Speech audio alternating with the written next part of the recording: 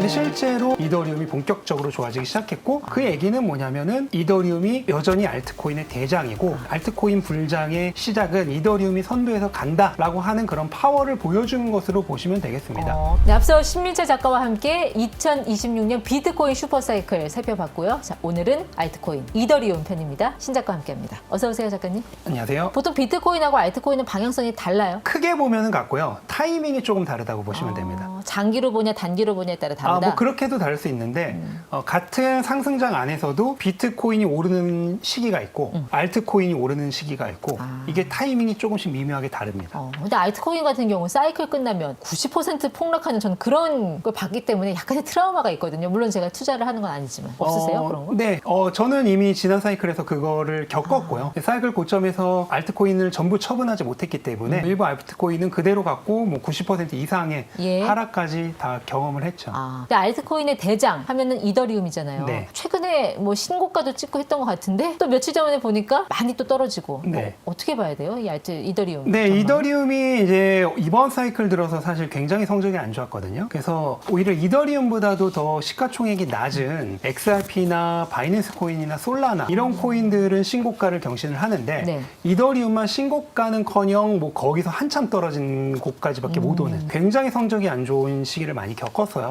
그러면서 이제 조롱도 많이 당했거든요. 이더리움 스테이블 코인이라고. 4년 전에도 똑같은 가격이고 지금도 똑같은 가격이라고. 그렇게 조롱도 당하고 했는데 저는 그럼에도 불구하고 알트 시즌이 시작되면은 이더리움이 분명히 선두에서 올라갈 것이다 라고 계속 주장을 해왔어요. 네. 근데 실제로 이제 올해 뭐 중반 넘어가면서 이더리움이 본격적으로 좋아지기 시작했고 결국 신고가까지 찍은 거죠. 그 얘기는 뭐냐면은 이더리움이 여전히 알트코인의 대장이고 알트 시즌, 알트코인 불장의 시작은 이더리움이 선두에서 간다라고 하는 그런 파워를 보여주는 것으로 보시면 되겠습니다. 근데 이더리움 같은 경우 ETF 측면에서 놓고 보면 비트코인을 추월하는 그런 모습도 좀 나오고 있지 않나요? 이더리움이 이제 신고가 찍기 한 달 전 정도부터 현물 ETF로 이더리움에 더 많은 자금이 들었어요. 비트코인보다. 근데 그 당시 이더리움의 시가총액이 비트코인의 5분의 1 수준이었는데 네. 그럼에도 불구하고 비트코인보다 더 많은 자금이 들어왔다는 것은 이미 기관 투자자들은 이더리움의 상승을 어느 정도 예측을 하고 있었던 거죠. 근데 제 기억에 비트코인이 전고점을 완전히 돌파한 게 2024년 11월쯤이었고 그 이후에는 다시 이제 조정을 좀 거쳤고요. 네. 그게 끝나는 시점부터 알트코인이 다시 올라갈 거다. 알트코인이 올라갈 거다라는 전망을 하신 걸 제가 맞습니다. 들었어요. 제가 이제 알트코인 하이퍼사이클이라는 책도 냈었는데 거기서도 분명히 그렇게 말씀을 드렸고요. 다만 저는 이제 그 조정이 1월이나 2월에 끝날 걸로 예상을 했어요.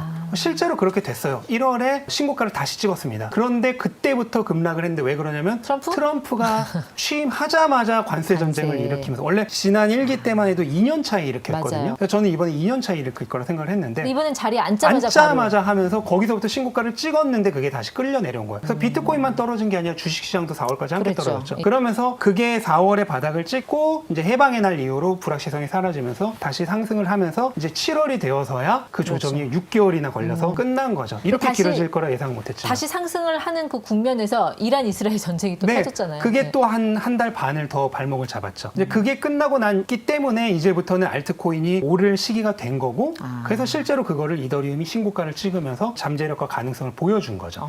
이렇게 알트코인이 갈 때 되면 간다라는 거는 사실 우리보다 기관들이 더 잘 알고 있지 않을까요? 네, 그래서 아까 이더리움 현물 ETF로 먼저 자금이 들어간 거죠. 기관들은 알고 있으니까. 알고 있으니까. 근데 지금 한 가지 유의해야 될 게 지금 다시 비트코인으로 자금이 들어오고 있어요. 왜 그래요? 왜 그러냐면은 8월, 9월이 비트코인과 알트코인이 굉장히 안 좋은 계절적으로 안 좋은 시기예요. 이게 끝나고 10월부터 좋아지거든요. 근데 보통 이 암호화폐 시장의 상승은 무조건 비트코인이 먼저 오릅니다. 비트코인이 선두에서 오르면 그 다음에 알트 대장이 이더리움이 따라 올라요. 그리고 나서 솔라나 XRP, 바이낸스 같은 메이저 알트가 그 다음 따라 오르고 그 다음에 이제 시가총액 낮은 애들이 마지막에 가는 거예요. 기관들은 그걸 알고 있으니까 이제 10월을 준비해서 지금은 다시 비트코인으로 가고 있는 거죠. 근데 비트코인의 시가총액이 그러니까 이더리움 시가총액이 한 5배. 현재는 뭐 4배, 5배 왔다 갔다 하고 있습니다. 지금은 이더리움으로 더 많은 자금이 그랬다가 이제 10월부터는 비트코인이 먼저 시장을 선도하면서 오를 거기 때문에 다시 비트코인으로 움직이고 있죠. 그러면 구조적으로 알트로 넘어가는 시기가 됐다. 그리고 그 중심에는 이더리움, 대장주의 호재가 있을 거다. 이렇게 우리가 해석하면 되는 거예요? 뭐 그렇게도 볼 수가 있는데 큰 방향에서 얘기를 하자면은 10월부터는 이제 계절적으로 암호화폐 시장이 좋아지는 시기고 그 시기에는 경우에는 일단은 비트코인이 무조건 선두에서 오른다. 그 다음에 이더리움이 따라서 오를 것이다. 그렇게 이해를 하시면 될 것 같습니다. 그러니까 지금 이더리움 트레저리 전략하는 회사들이 굉장히 많아졌잖아요. 네. 예. 이 트레저리 전략은 어쨌든 호재로 봐야 되는 거죠. 호재이긴 한데 사실 이더리움의 가격을 그렇게 끌어올릴 정도의 파워가 있는지는 조금 의문입니다. 근데 그 의문이라고 생각하시는 이유는 뭐죠? 예를 들어 비트코인 재무회사 같은 경우에는 현재 전 세계적으로 거의 50여 개 이상의 회사들이 실행을 하고 있어요. 대표적인 스트래티지. 네, 스트래티지를 네. 포함해서 엄청나게 많은 회사가 하고 있는 반면 이제 이더리움 재무회사는 막 태어난 단계거든요. 그러니까 상징적인 의미이지 실제로 이더리움의 가격을 끌어올릴 정도의 구매력을 발휘하는 단계는 아니라고 볼 수가 있는 거죠. 기업들의 그 트레저리 전략이 실질적으로 이더리움 가격에 영향을 네. 미친 단계까지는 네, 아직 아니다. 아니다. 현물 ETF보다도 매수력이 훨씬 떨어집니다. 어쨌든 대차 대조표에 내고 있잖아요. 이더리움은. 그렇죠. 네. 예. 하지만 그게 아마 본격적인 힘을 발휘하는 거는 이번 사이클에서는 어렵고 아마 다음 사이클 정도는 돼야지 되지 않을까. 그래서 이더리움의 호재라고 하면 딱 떠오르는 게 그 현물 스테이킹 ETF. 네, 맞습니다. 그거 어떻게 보세요? 가능성 매우 높다고 보고요. 블랙록이 신청을 했거든요. 네. 블랙록이 신청을 하면은 타이밍의 문제일 뿐 언젠가는 된다고 보시면 돼요. 된다는 얘기다. 네, 블랙록은 한 번도 실패한 적이 없기 때문에.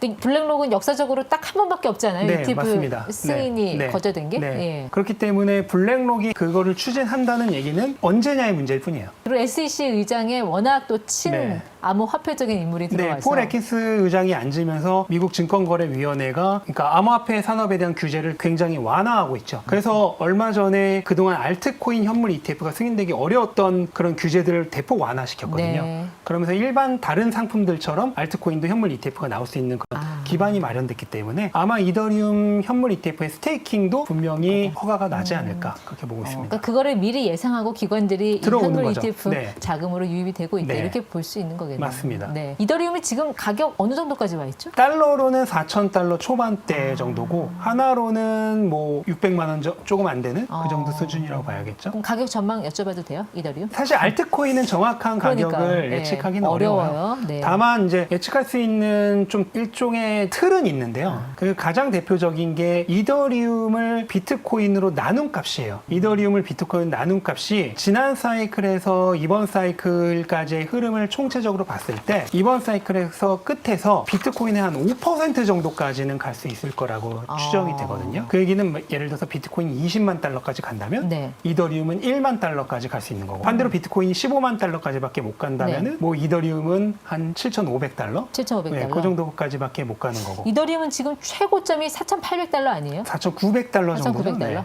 네. 네. 근데 그거는 충분히 넘을 수 있다. 저는 넘을 거라고 보고 있습니다. 그럼 최고점을 돌파한 이후에 가장 많이 보시는 거는 아무래도 피보나치 되돌림. 네, 맞습니다. 그걸 좀 보지 않으세요? 예. 피보나치 되돌림이라고 하는 것은 과거 이제 고점 대비 저점까지 갔다가 그 가격이 어느 정도까지 회복을 하느냐를 그렇죠. 일반적으로 나타내주는 그런 지표인데 이게 이제 방금 저희도 설명드렸다시피 지난 사이클에서 이더리움을 비트코인으로 나눈 값이 대략 50% 정도 회복하는 데서 끝났어요. 이번 사이클에도 똑같이 50%까지 회복되는 지점이 어디냐 하면은 네. 그게 비트코인 가격의 한 5% 정도입니다. 아. 그렇게 생각을 한다면은 비트코인 가격을 추정을 해서 예. 그걸 통해서 이더리움도 어디까지 갈 수 있다라고 뭐 대략적으로 뭐 예상해 볼 수 있는 거죠. 그러니까 평균적으로 보면 한 6,000달러까지는 연말쯤에는 올 수 있다. 이렇게 저는 충분히 가능성이 있다고 충분히 가능성이 생각합니다. 있다. 네. 그러니까 참 이더리움의 흐름을 보면 성적이 안 좋을 때는 말씀하신 대로 뭐 조롱도 당하고 뭐 심지어 솔라나에 역전된다 뭐 이런 얘기도 나오는 거 보면 투자가 굉장히 이건 좀 감정적으로 좀 심리적인 극단의 상태로 이루어지는 게 아닌가 하는 약간 그런 우려도 좀 들긴 하네요. 알트코인은 특히 더 그런 경우가 많고요. 왜냐면 알트코인은 워낙 가격 변동폭이 심하고 또 기관보다는 개인 투자자가 훨씬 많은 시장이잖아요. 그래서 최근에 얼마 전에 이더리움이 막 5,000달러 가까이 갈 때는 이제 이더리움이 비트코인을 넘을 거다라는 얘기도 있었어요. 얼마 전까지만 해도 솔라나한테도 역전당한다 얘기가 있었는데 그렇게 순식간에 분위기가 바뀔 그러니까요. 정도로 극단적이기 때문에 그런 흐름이 어떻게 보면은 알트코인의 그런 큰 변동성을 만들어내는 원인 중에 하나라도 볼 수도 있겠죠. 그러니까 지난 사이클 같은 경우는 특히 그 솔라나하고 카르다노 그러니까 경쟁하는 구도였는데 그때만 해도 카르다노가 시가총액이 솔라나보다 훨씬 높았거든요. 높았죠. 근데 또 이게 또 순식간에 또 역전도 되더라고요. 원래 알트 시장은 이렇게 급변하는 사태가 많아요? 뭐 잘 나가다가도 한순간에 사라지는 코인들이 워낙 많고요. 그 방금 말씀하신 솔라나만 하더라도 이제 FTX 사태가 터지면서 가격이 고점 대비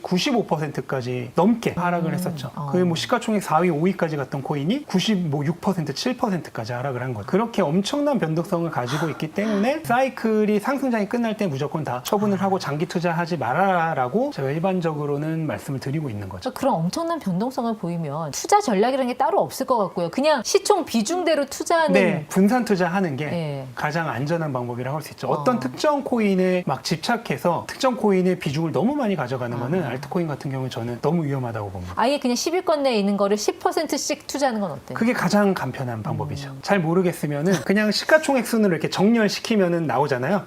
거기 위에서부터 10개를 그냥 10%씩 투자를 하는 거죠. 사실 우리나라 사람들이 가장 애정하는 알트코인은 리플. 리플이죠. 근데 너무 좀 슬픈 얘기들이 많아요. 이게 사실 진화 사이클에서 이렇게 디파이와 관련된 그런 비전들을 너무 이제 믿고 투자했다가 낭패 본 분들이 많아서 이분들 좀 어떻게 달래주시겠어요? 네, 리플 같은 경우에는 지난 사이클의 최고점을 회복을 못했고 이번 사이클 들어서 겨우 회복을 했는데 회복을 했지만 뚫지는 못하고 지금 다시 조정을 받고 있거든요. 근데 아마 10월부터 암호화폐 시장이 전반적으로 상승으로 들어간다면은 리플도 저는 최고가를 이번에 완전히 경신할 거라고 봅니다. 네. 다만 저는 뭐 리플의 엄청난 비전을 갖고 있는 거 알아요. 그렇게 실현될 수도 있겠죠. 하지만 저는 그 확률에 베팅을 하지 않고 저는 리플 역시도 마찬가지로 여러 알트코인 중에 그냥 하나로 포트폴리오로만 투자를 할 거고 네. 마찬가지로 사이클이 끝날 때는 모두 다 처분을 할 겁니다. 그래서 저는 그렇게 물론 제 말이 정답은 아니에요. 하지만 저는 어떤 알트코인이든 그들이 말하는 비전을 너무 믿지 말고 네. 분산 투자하고 사이클 끝날 때 정리를 해라 라고 추천드리고 싶어요. 리플과 달리 솔라나는 왜 그렇게 주목받아요? 하루 만에 막 4.2% 상승하는 거 보고 깜짝 네, 놀랐어요. 솔라나는 사실 지난 사이클에서 가장 인기 있었던 코인 중에 하나고 솔라나가 방금도 말씀하신 그 디파이 관련된 생태계가 가장 확고하게 구축되어 있는 알트코인이에요. 그래서 저는 지난 사이클에서 에이다가 솔라나보다 시가총액이 높을 때 이거는 무조건 역전될 거다라고 하는 거를 계속 말씀을 드렸어요. 근데 그럴 수밖에 없었던 게 에이다는 별명이 좀비 코인이거든요. 실제로 아무것도 없어요. 그냥 네. 코인만 있고 그러니까 디파이 관련돼서 비전만 얘기하고 실제로 이루어진 게 없습니다. 그럼 모든 것들이 다 솔라나 네트워크 위에서 블록체인 위에서 만들어졌기 때문에 솔라나가 실제 사용성이 있는 거죠. 그래서 이 솔라나가 인기 있는 코인이라고 보시면 되겠습니다. 그렇군요. 사실 이렇게 못해도 빠르면 뭐 10월, 11월, 12월 정도 그때쯤 이제 알트코인 ETF들이 굉장히 우후죽순으로 시장에 많이 나올 수도 있을 것 같은데 이렇게 막 너무 공급이 과해지면 거기에 따른 부작용이 또 있지 않을까요? 알트코인 현물 ETF가 출범되게 되면 그거는 공급의 과잉이라기보다는 오히려 수요의 과잉을 불러일으킬 수 있는 거라고 보시면 되고요. 현재 기관 투자자들은 알트코인에 사실 제대로 투자할 수 있는 방법이 없는데 현물 ETF가 등장하게 되면 이번에 이더리움을 그렇게 했듯이 네. 마찬가지로 기관들이 알트코인으로 들어올 수 있는 거죠. 그렇게 되면서 기관 자금이 시장을 끌어올리는 그런 예. 기폭제가 될 가능성도 근데 충분히 지금 있는 기관 거죠. 투자자 비율이 한 30% 정도 그거는 비트코인의 얘기고 그러니까 비트코인이에요. 네. 근데 알트코인 경우는 어떻게 될까요? 알트코인은 10%도 안 된다고 보시면 됩니다. 근데 이것도 상당히 올라갈 수 있다. 그렇죠. 네. 결국 큰 손이 움직여야 이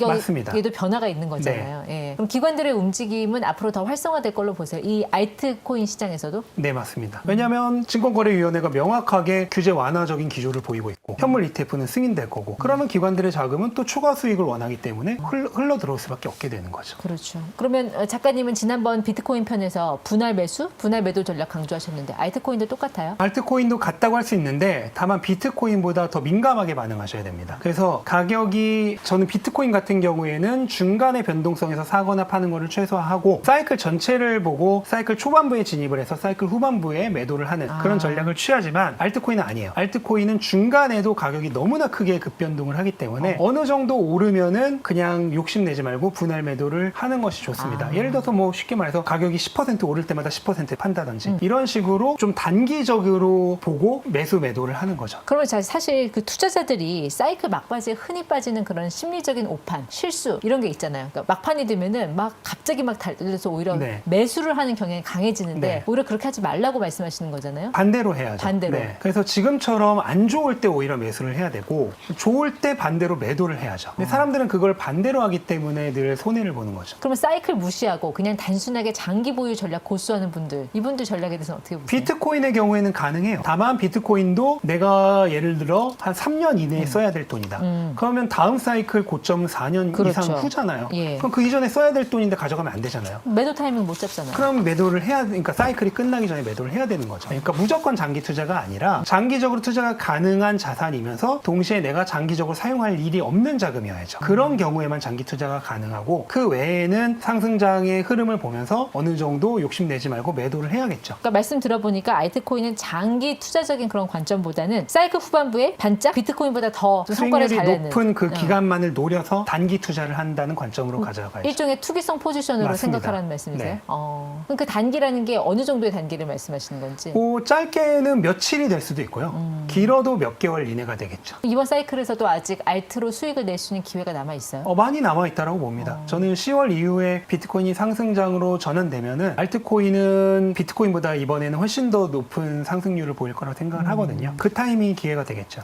요즘 알트코인 시장에서 많이 거론되는 것 중에 하나가 RWA. 이거 어떻게 보세요? 네, 뭐 실물 기반 자산이라고 하면서 이제 이번에 기관들이 많이 진입을 하면서 이제 기관들이 본인들이 가지고 있는 예를 들어 뭐 금이나 부동산이나 채권 등을 블록체인에 토큰으로 발행을 하면서 그걸로 코인을 만드는 그런 흐름들이 보이고 있는데 다만 이제 뭐 반년에서 길어봐야 1년 이내로 남은 이번 사이클에서 뭔가 의미 있는 성과를 보이기는 저는 어려울 거라고 생각을 하고요. 이게 정말로 기술적으로 의미를 가지는 거는 빨라도 다음 사이클에서 늦어지면은 뭐 한 5년에서 10년 이후 네. 정도가 되지 않을까 그렇게 보고 있습니다. 제가 작가님의 저서도 읽어봤지만 가장 기억에 남는 게 이제 알트코인 시즌은 결국 인간의 심리에서 온다. 그렇다면 그 집단적인 탐욕이 시장에 드러나는 그 신호, 이거는 어떤 걸 좀 봐야 될까요? 가장 많은 신호 중에 하나가 가장 쉬운 게 구글에 들어가셔서 구글 트렌드로 검색을 해보시는 거예요. 네. 구글 트렌드를 검색을 하시면은 검색량이 어느 정도인지를 나타내주는 구글 트렌드라고 하는 그런 사이트가 나오거든요. 네. 거기 들어가셔서 비트코인이나 뭐 이더리움이나 솔라나 리플 같은 거를 검색을 해보세요. 그러면은 지금처럼 안 좋은 시기는 검색량이 거의 바닥입니다. 근데 그걸 한 5년 정도로 잡고, 그러니까 지난 사이클과 비교를 할 수 있게 5년 정도로 잡고 검색을 했는데 그게 지난 사이클 최고점과 가깝게 검색량이 많아. 예. 그러면은 이제 아하.